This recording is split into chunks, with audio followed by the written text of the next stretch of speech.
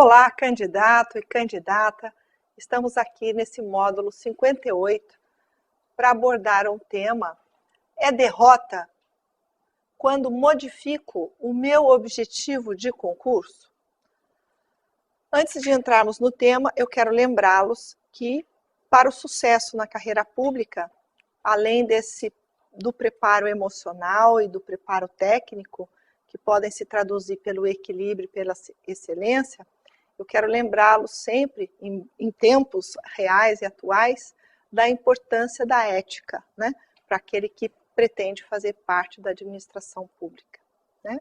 Então, é fundamental para que nós possamos colocar as pessoas certas nos lugares certos, não é isso?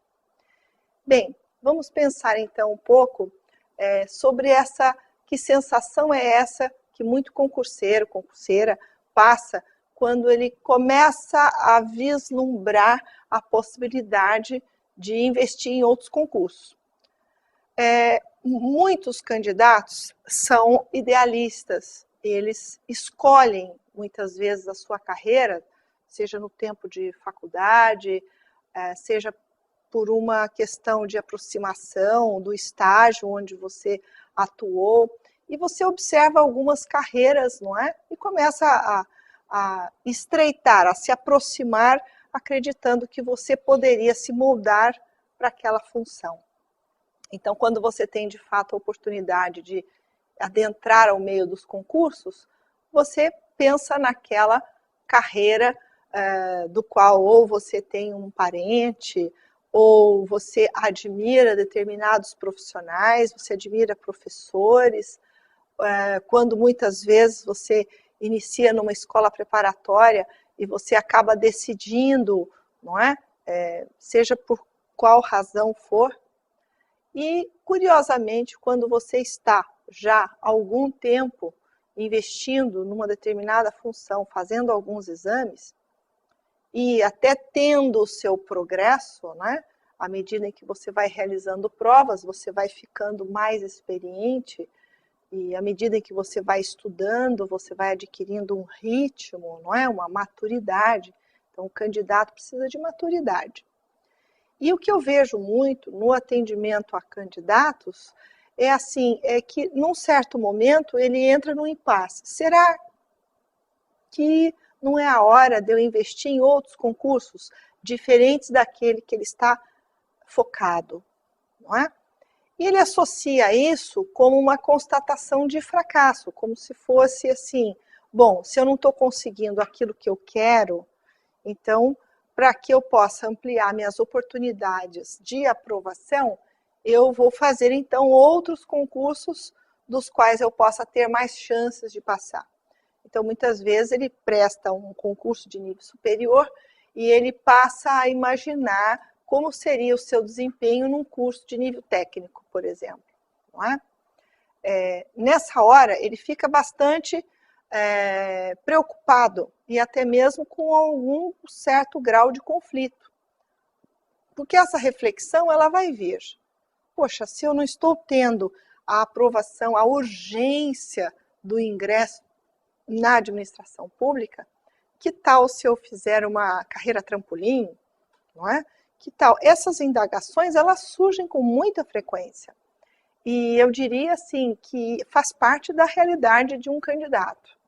Ou seja, num dado momento, como você está direcionado pelo seu ímpeto e desejo, não é? Pela sua vontade e esforço, e empenho e performance que você vai desenvolvendo nessa sua preparação, você vai criando, assim, para você mesmo, um campo de tensões e de forças que, de algum modo, vão sendo favoráveis a algumas decisões e conclusões que você precisa ter. Muitas vezes a urgência, por exemplo, de um ganho financeiro, vai jogar esse candidato para uma decisão de uma outra carreira diferente daquele que ele imaginava que seria a ideal para ele. Então, se ele imagina uma carreira um pouco mais ambiciosa, ou um concurso que, por exemplo, só vai ter no próximo ano, e neste ano ele fez uma prova e de alguma maneira ele não teve o resultado final, a conclusão final de aprovação, ainda que ele esteja muito bem no seu desempenho e amadurecendo em performance, não é? Esse candidato poderá chegar a observar outros concursos. Isso você deve fazer. Estar em carreiras intermediárias pode te trazer duas possibilidades. Uma que é ver mesmo uma condição maior ou mais fácil para que você seja aprovado. Porém, ela te oferece um risco. De alguma maneira, se você vem estudando para um determinado nível, quando você se prepara para uma carreira, por exemplo, de nível técnico, você corre o risco, em não sendo aprovado, em diminuir muito o seu moral, ou seja, a tua crença pessoal, a tua segurança pessoal. Então, você precisa entender que a dinâmica das questões, inclusive o modo como é encaminhado o estilo de prova de áreas técnicas, que não de nível superior, são diferentes. Você pode apostar enquanto uma possibilidade, porém correndo o risco de abrir mão de matérias que você vem estudando. Se você presta concursos de nível superior, né, você até poderia estar vendo outras carreiras em autarquias, em outras instituições, das quais você até manteria, não é, o estudo nas disciplinas que você costuma, não é, já se preparar e acrescentar algumas outras, como uma forma de ter esse salto, ou seja, aumentar o seu leque de possibilidade de aprovação. O que pode ser danoso para você é essa crise da segurança pessoal, ao se deslocar demais de algumas funções, por exemplo, muitas vezes você poderia prestar concursos para áreas administrativas e não especificamente jurídicas, ainda que nessas áreas administrativas terão matérias jurídicas. E você teria aí um desempenho, vamos dizer, melhor a nível de concorrência, a nível de candidatos, por exemplo, que não têm tanto conhecimento em direito, por exemplo, e ao fazer, não é, concursos para a área administrativa, não é, ele está concorrendo com aqueles que fazem a opção. Ao invés de cargos jurídicos, você fazer uma opção, por exemplo, para áreas administrativas. Porque sendo a instituição essencialmente de natureza jurídica, não é? Você tem que pensar de uma forma enviesada, né? Vamos dizer assim, né? Não tanto linear.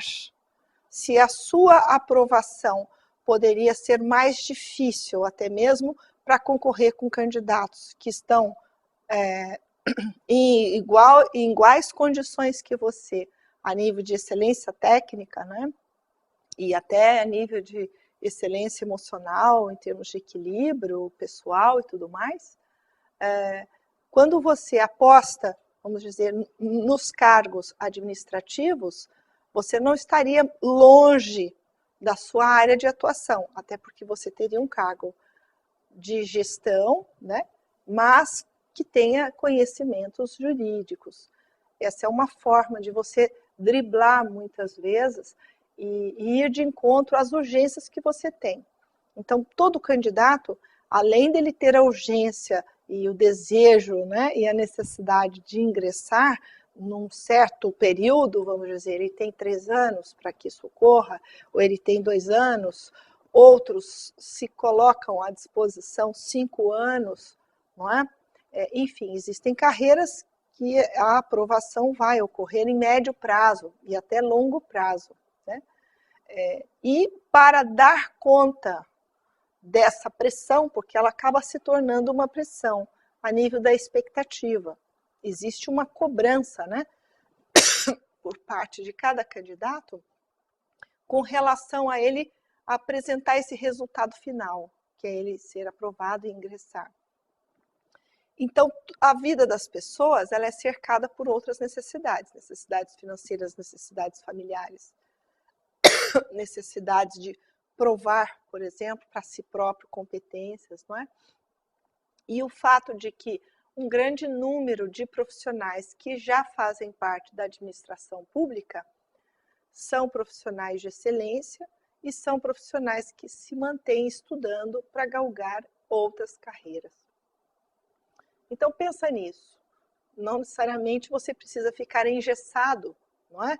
Em busca de uma performance que te leve àquele grande resultado global que você tanto espera.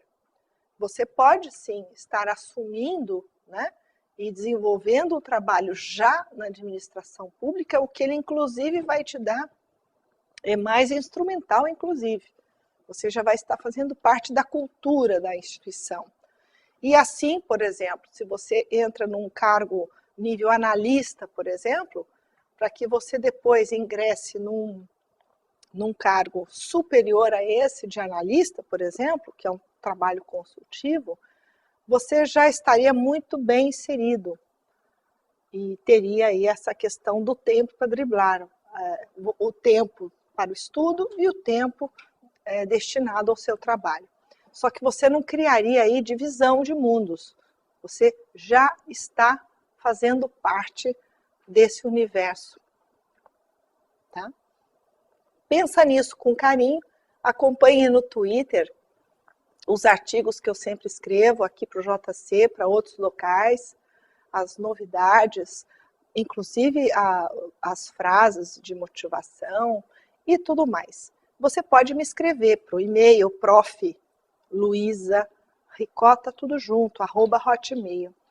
E acompanhar no Twitter, @luizaricota. Até mais.